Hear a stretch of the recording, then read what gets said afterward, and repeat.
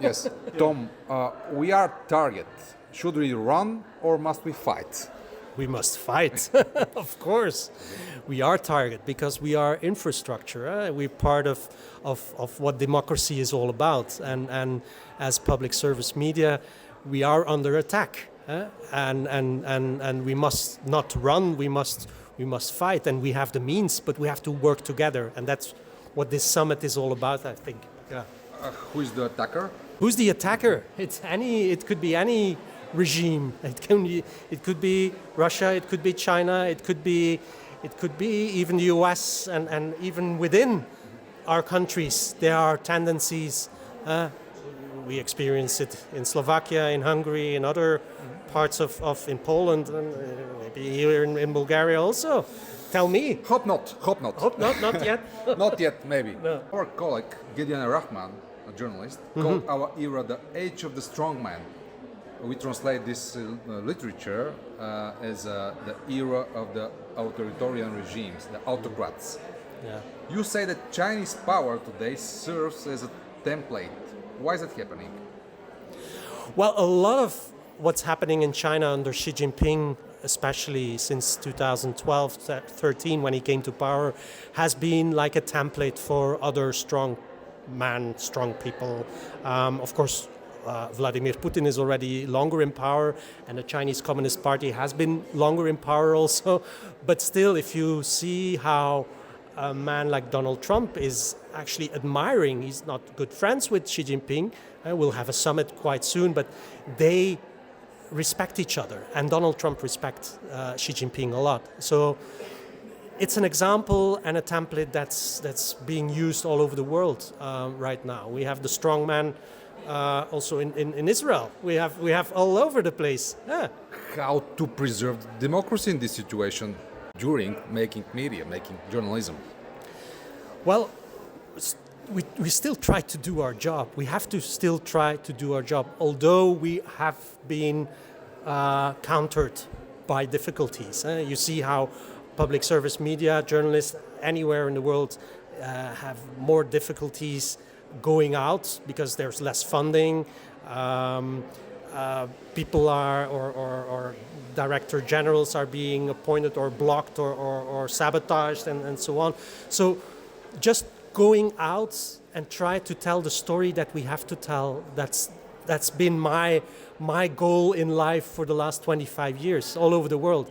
Since I've been covering Eastern Europe, Russia, China, the US, and now the technology field, we still have to do it, although we get troubles. Yeah. But you said that traditional storytelling is being transformed into story selling. Yeah. Under what circumstances, however, can storytelling be more powerful and more valuable to people than story selling? Yeah, I think we have to learn from how they think. They want us. They want cattle feed for the mass and brain rot in a lot of ways. What we see on TikTok and other media are not that. Yeah, but it's getting attention. It's the attention economy.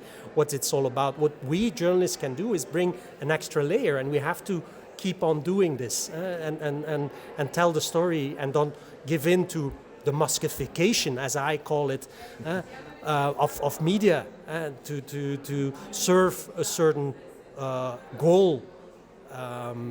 And that's not the goal that public service media should have. We should just tell the story and tell the truth. And that's why they don't like us, because that's what we often try to do, right? The inconvenient truth. The inconvenient truth, yeah. Last question, Tom. Soon we will be living in a synthetic reality. In such an environment, how can a media outlet, for example, earn and maintain trust?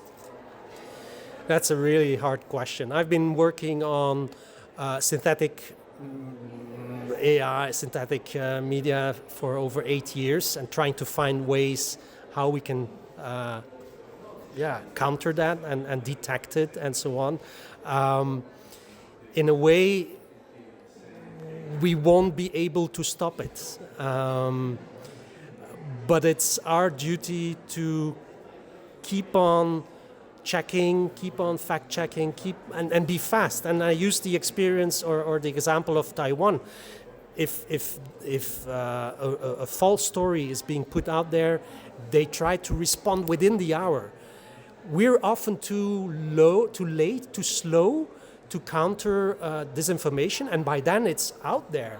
It's much harder to debunk a fake story afterwards than prevent it. So we have to be more quick, and we have to use more humor over rumor. That's maybe another lesson that we can use from Taiwan. Yeah. Great. And what did you learn from Ukraine? You've been there. What's in your heart, not in your materials from there? What's in my heart from Ukraine? I mean, I've spent a lot of time in Ukraine, reporting from Ukraine, also before the war.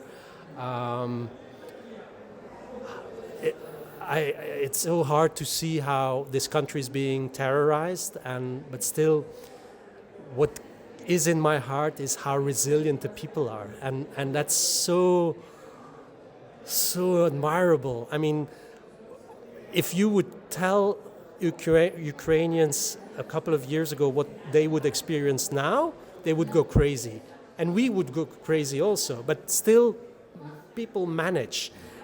People are so strong, and Ukrainians are giving that example by day.